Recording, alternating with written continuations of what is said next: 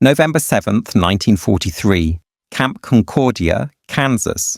Obergefreiter Georg Gaertner stands in the mess hall line, holding a metal tray. He is 23 years old, from Schweidnitz, Silesia, and he has been a prisoner of war for 6 weeks, captured in North Africa, shipped to America, and assigned to this camp in the middle of nowhere. Kansas wheat fields stretching to every horizon. He expects the meal he is about to receive to be punishment. Deprivation, the bare minimum required by Geneva Convention, because that is what German prisoners receive in Soviet camps, what British prisoners receive in German camps. Starvation rations calculated to keep men alive, but weak. Gaertner shuffles forward. The American cook, a private first class from Iowa, smiles at him, slides food onto his tray, and Gaertner stares, cannot process what he is seeing: roast beef, mashed potatoes, green beans, fresh bread, real butter, coffee, and an orange. An orange. Gaertner has not seen fresh fruit in 2 years, not since before deployment to Africa, and this American prison is serving oranges to enemy prisoners.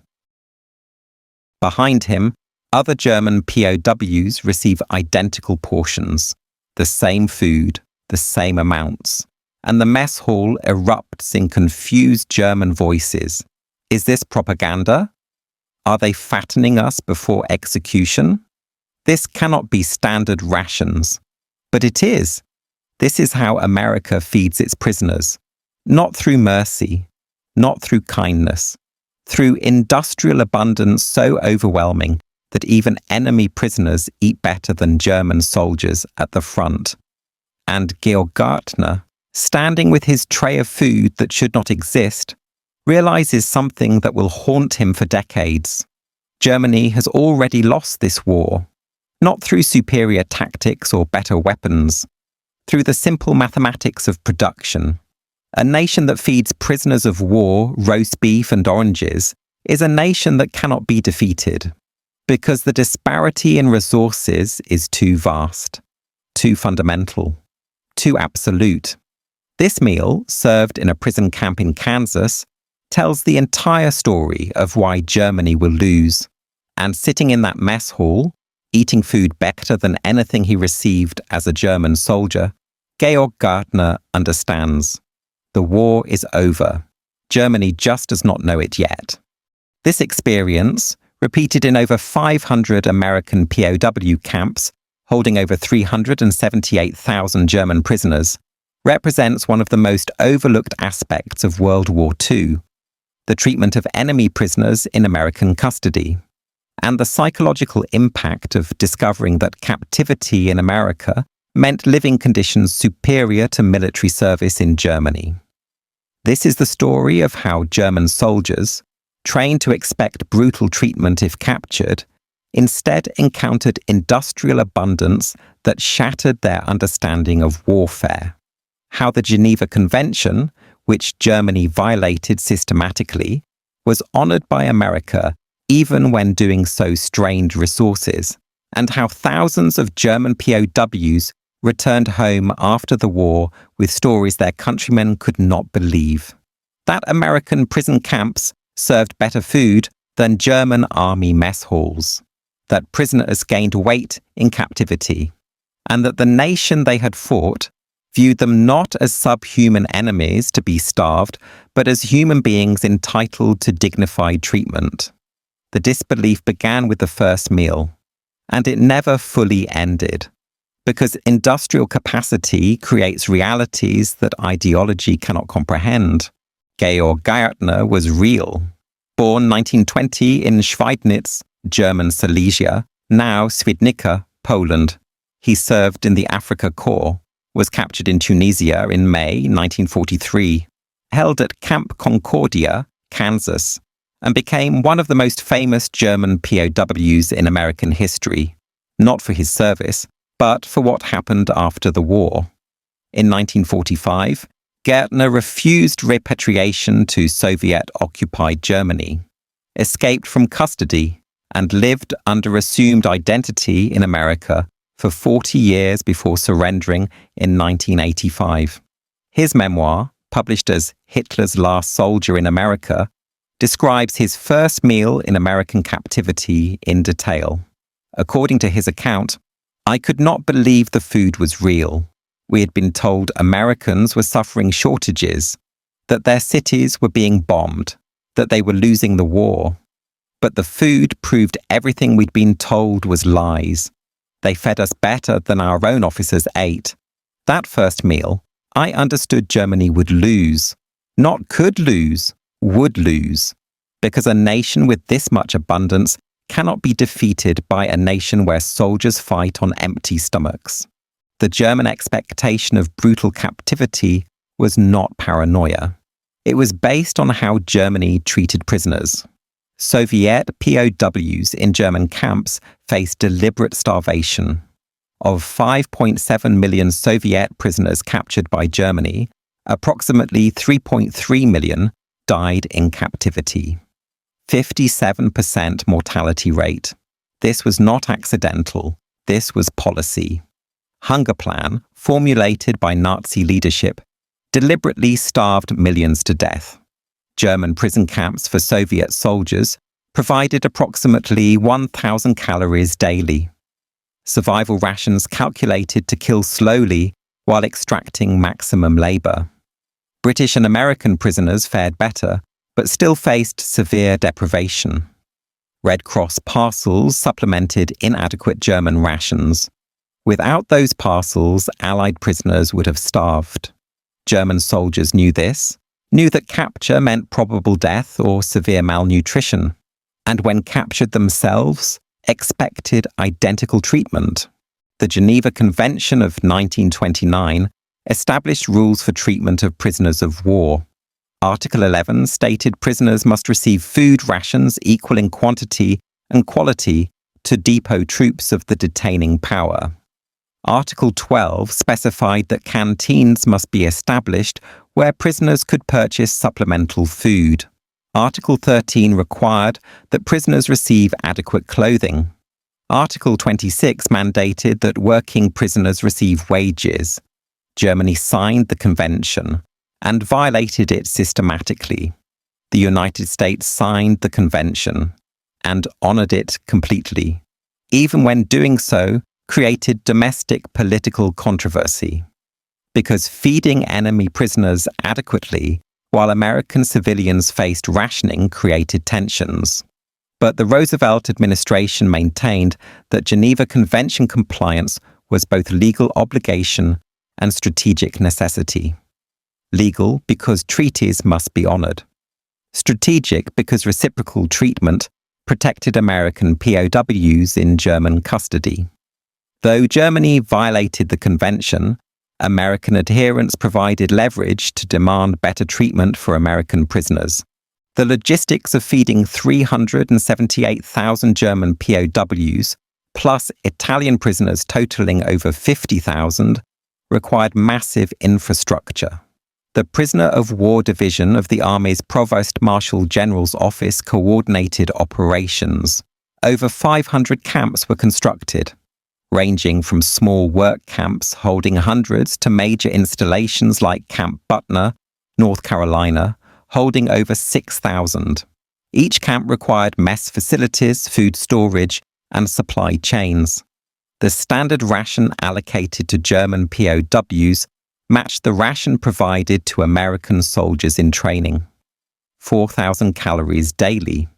This exceeded rations for German frontline troops, which averaged 2,800 calories by 1943 and declined further as the war progressed.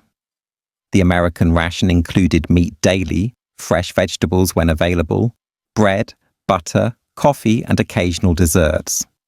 Prisoners also received cigarettes and toiletries. Camp canteens sold additional items using wages earned from labor.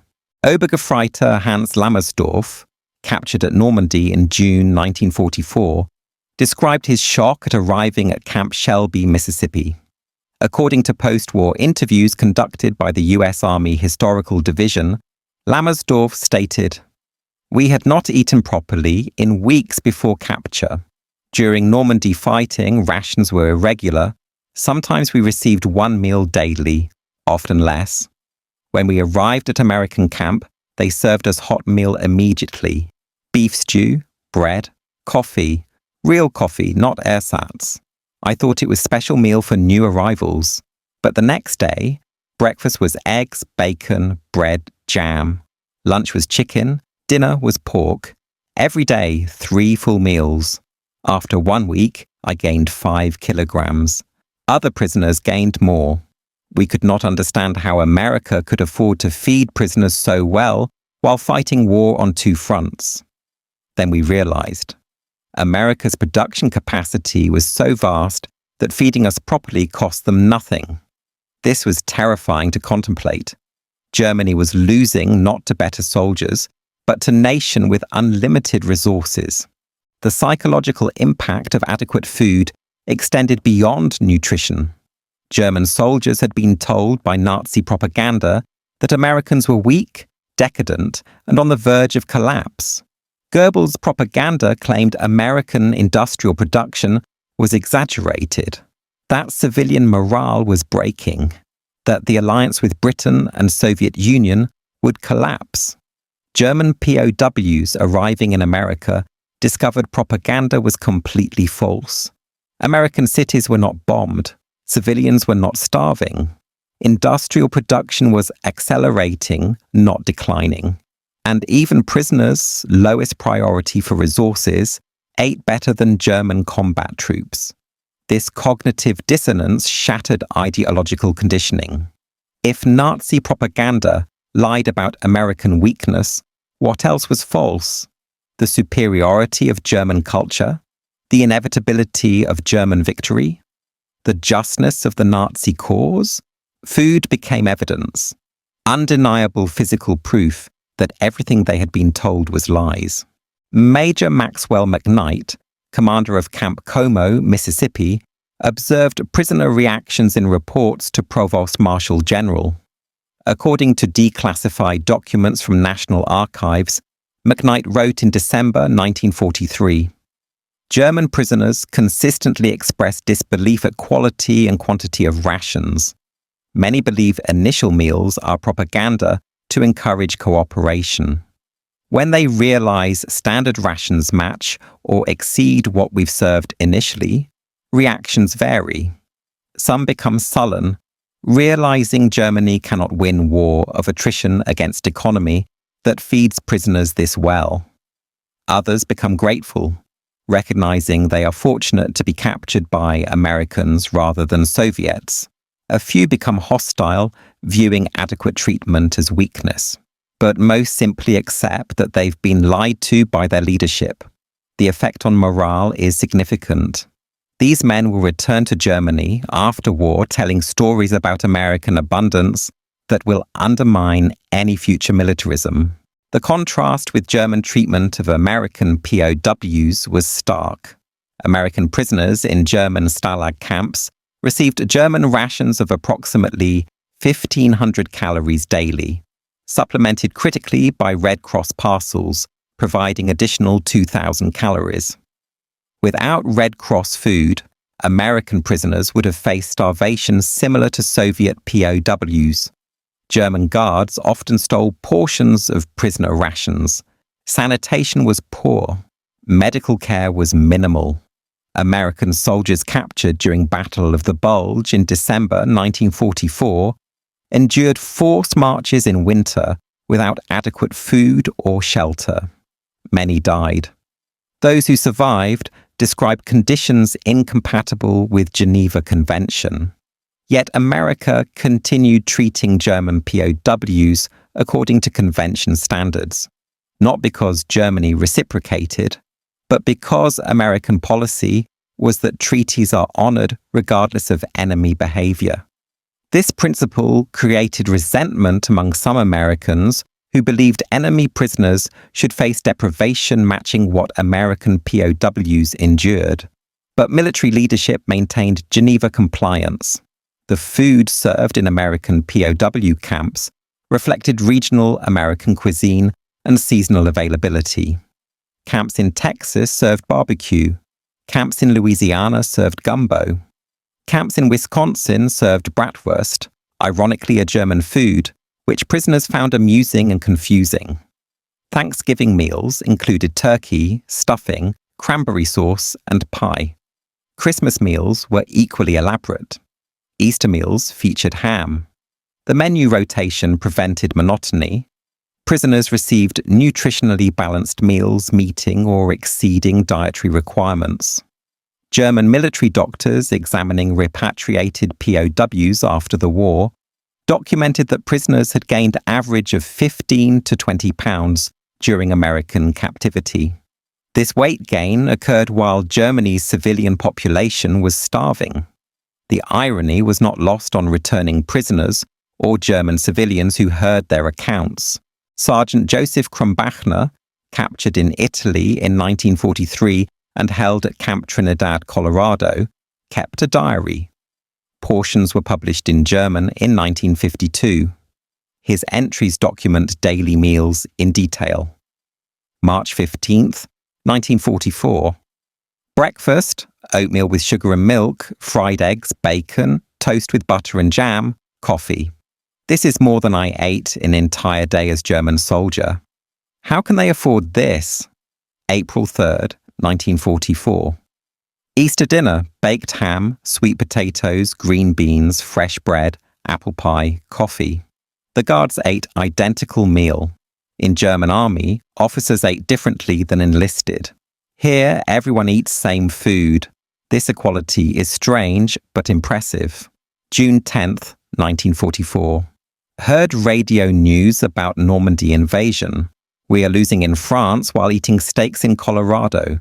The absurdity is overwhelming. The labor program for German POWs created additional controversy and additional evidence of American abundance.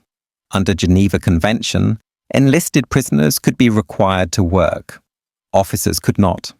Prisoners received wages, 80 cents per day, for labor on farms, in forests, or in factories. This wage was paid in camp scrip, usable at camp canteens. Prisoners purchased additional food, cigarettes, toiletries, and personal items. Some prisoners saved wages, converted to dollars upon repatriation. Working prisoners often received meals from farmers or factory managers, supplementing already adequate camp rations. Farmers in labor shortage areas competed to employ German POW labor, offering extra food as incentive. Prisoners working sugar beet harvests in Colorado and Nebraska routinely ate meals with farming families. This contact with American civilians further eroded propaganda conditioning. German prisoners met Americans who were friendly, generous, and clearly not suffering shortages. The disconnect between propaganda and reality became impossible to ignore. Private First Class Ernst Floter, assigned to forestry work in Oregon, described his experience in post-war testimony. We worked cutting timber. Hard work, but we were well fed and treated fairly. The American foreman treated us like workers, not enemies. At lunch, they shared sandwiches and thermoses of coffee. On Friday, the boss brought beer. Beer for enemy prisoners. We could not understand it.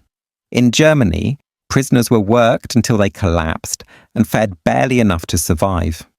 In America, we worked 8-hour days, had weekends off, and were paid.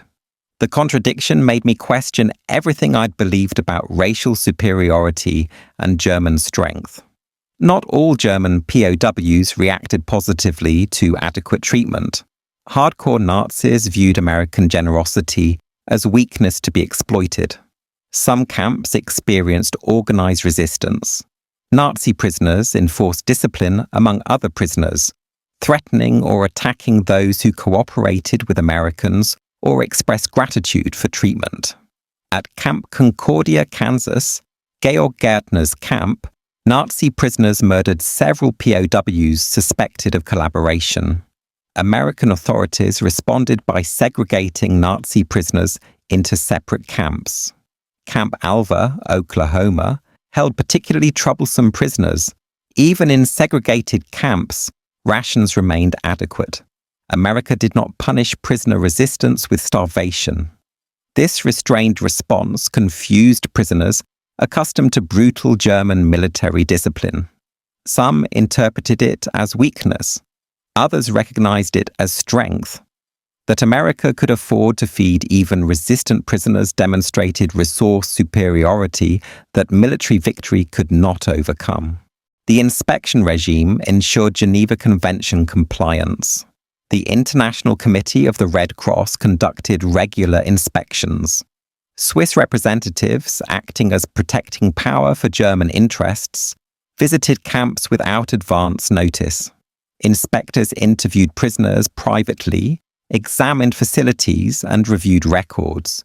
Reports were submitted to Swiss government, which forwarded them to German government. These reports consistently confirmed American compliance with Geneva Convention. Facilities were adequate. Food was sufficient. Medical care was provided. Prisoners were not abused.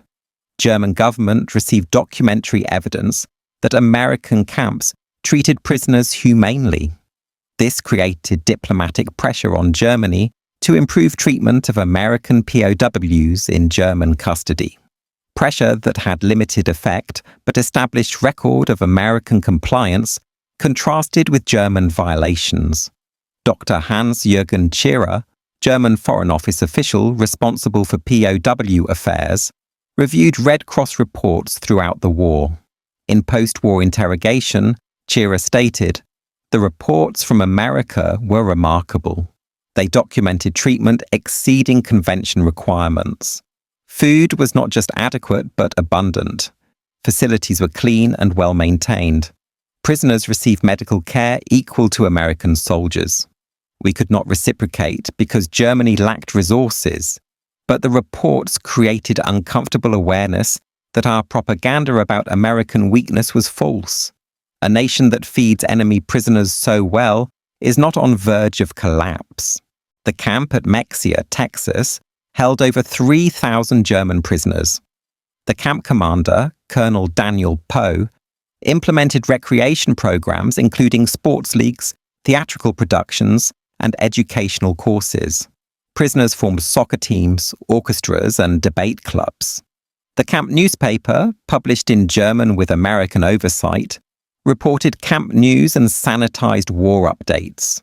Prisoners attended classes taught by other prisoners, learning trades and languages. This emphasis on rehabilitation rather than punishment reflected American policy that prisoners should return to Germany capable of contributing to post-war reconstruction. The assumption was that well-treated prisoners would become advocates for democracy and opponents of future militarism. This assumption proved partially correct. Many former POWs spoke positively about American treatment and opposed remilitarization. Others returned to Germany and said nothing, fearing retribution in Soviet-occupied zones. The food situation in Germany deteriorated catastrophically during the war's final year. By winter 1944, civilian rations had dropped to fewer than 1,000 calories daily in cities. German soldiers at front received irregular rations often below 2,000 calories.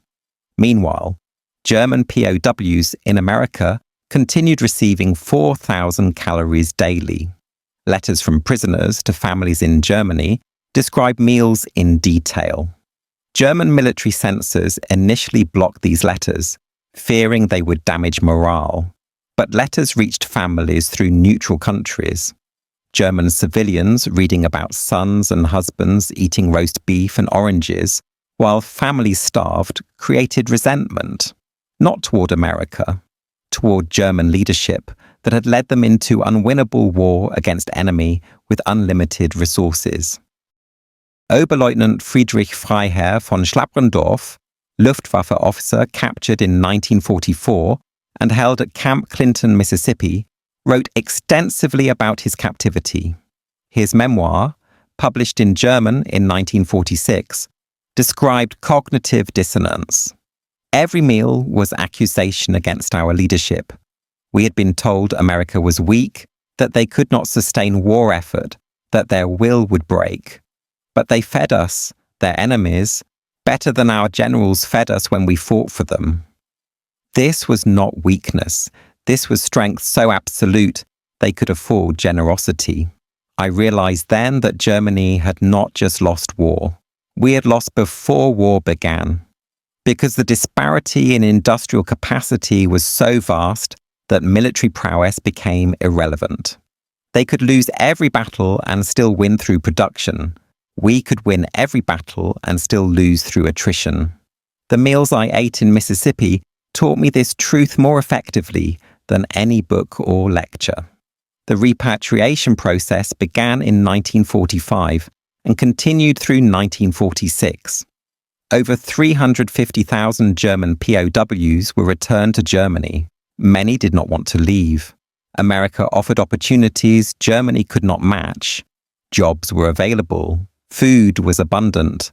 Political freedom existed. Some prisoners attempted to remain illegally. Georg Gaertner succeeded, living under assumed identity for 40 years. Others were caught and deported. Legal immigration was possible for some through sponsorship by American farmers or businesses that employed them during captivity. Several thousand former POWs eventually immigrated legally to America, becoming citizens and contributing to post-war American prosperity. The stories POWs brought home had complex effects on post-war Germany. In Soviet-occupied East Germany, positive accounts of American captivity were suppressed. Speaking favorably about Americans was politically dangerous. But in Western zones, particularly areas occupied by American forces, stories of POW treatment supported re-education efforts. Germans who had experienced American generosity were more receptive to democratization. The Marshall Plan's success in rebuilding West Germany was partly facilitated by population that had learned Americans were not the enemy propaganda depicted. Former POWs who described adequate treatment, fair labor practices, and respect for Geneva Convention created foundation of trust that Cold War alliance required. The statistical evidence supports individual testimonies. Records from Provost Marshal General's Office document that German POW mortality rate in American custody was 0.15%, fewer than 600 deaths among 378,000 prisoners over 3 years. Most deaths resulted from accidents or illness, not mistreatment. Compare this to 57% mortality rate for Soviet POWs in German custody. The contrast illustrates fundamental difference in how nations approached prisoner treatment. Germany viewed prisoners as expendable labor to be worked to death. America viewed prisoners as human beings entitled to protection under international law.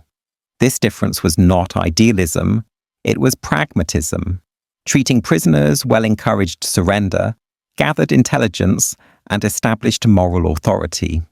Treating prisoners brutally encouraged desperate resistance, provided no intelligence, and undermined claims of cultural superiority. Major General Alan Gullion, Provost Marshal General responsible for POW operations, defended adequate feeding in congressional testimony in 1944. When questioned about providing substantial rations to enemy prisoners, while American civilians faced rationing, Gullion stated, "We comply with Geneva Convention for 3 reasons. First, it is legal obligation. Second, it protects American prisoners in enemy custody by establishing reciprocal standard. Third, it demonstrates that American values are not propaganda. We claim to fight for human dignity and rule of law. Treating prisoners humanely proves this claim is genuine. If we reduce rations below convention standards, we prove enemy propaganda that Americans are hypocrites. The cost of adequate rations is minimal compared to strategic and moral benefits of compliance." Congress accepted this argument. Funding for POW operations continued without reduction. Georg Gaertner's story became symbol of American POW treatment. After escaping custody in 1945, he worked various jobs under name Dennis Wiles, married, raised family, lived normal life. In 1985, at age 65, he voluntarily surrendered to US Marshals. His case attracted national attention. Rather than prosecution, he received pardon and was allowed to remain in America legally. In interviews, Gaertner explained his decision to escape. "I could not return to Soviet Germany. I would have been sent to labor camp or executed as traitor for surrendering. America offered freedom and opportunity, so I stayed. The years I spent as POW were better than years I spent as German soldier. Better food, better treatment, better conditions. This told me everything about which nation I wanted to live in. I chose America, and I never regretted it." The legacy of German POW treatment in America is multi-layered. It demonstrated that industrial abundance creates options unavailable to nations operating at subsistence. America could afford to feed prisoners well because agricultural and industrial production exceeded domestic needs by vast margins. Germany could not reciprocate because production barely met military requirements. This disparity was strategic reality that determined the war's outcome more than any battle. It validated Geneva Convention as pragmatic policy, not mere idealism. Adequate treatment protected American prisoners indirectly and provided moral authority directly. And it created population of former enemies who understood that American power was not just military, but economic. That the true threat to totalitarianism was not American weapons, but American productivity. That a nation feeding enemy prisoners roast beef and oranges possessed advantages that could not be overcome through ideology or military skill. The German POWs who returned home telling stories of American abundance became witnesses to industrial warfare's reality. That modern war is won in factories, not battlefields. That the nation capable of producing overwhelming material superiority will defeat the nation relying on tactical excellence or ideological fervor. And that treating enemies humanely is not weakness, but confidence born of strength. America fed German prisoners well because it could, because the cost was trivial relative to overall production, and because doing so demonstrated the fundamental truth that Germany had refused to accept. That industrial capacity determines outcomes in total war, and America's capacity was so vast that even lowest priority recipients, enemy prisoners, received resources exceeding what Germany's highest priority recipients, frontline soldiers, could expect. Georg Gaertner died in 2003 at age 83 in California.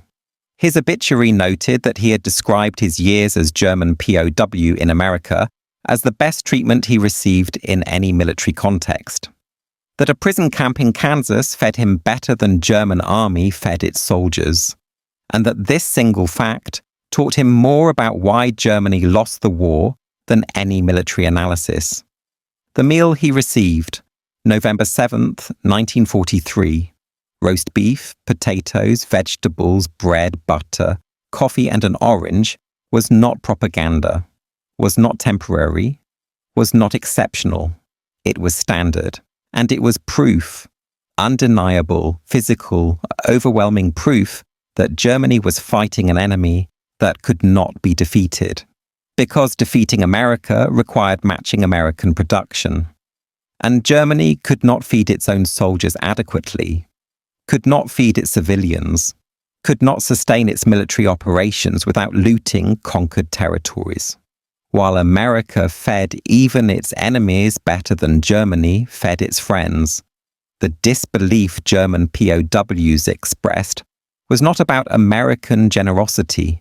It was about American capacity, about discovering that propaganda's lies were not exaggerations but inversions of reality, that the weak, decadent America they had been told about was actually the strongest, most productive nation in human history. And that strength was so absolute it could afford to be generous to enemies, because the cost of generosity was negligible, while the benefit, moral authority, and intelligence cooperation was substantial. German POWs could not believe how well they were fed in American camps, not because the food was extraordinary by American standards, but because it was ordinary. Standard rations that proved Germany had already lost a war it was still fighting, and sitting in mess halls across America, eating meals better than anything they had known in military service, German prisoners learned the truth, that wars are not won by brave soldiers or superior tactics.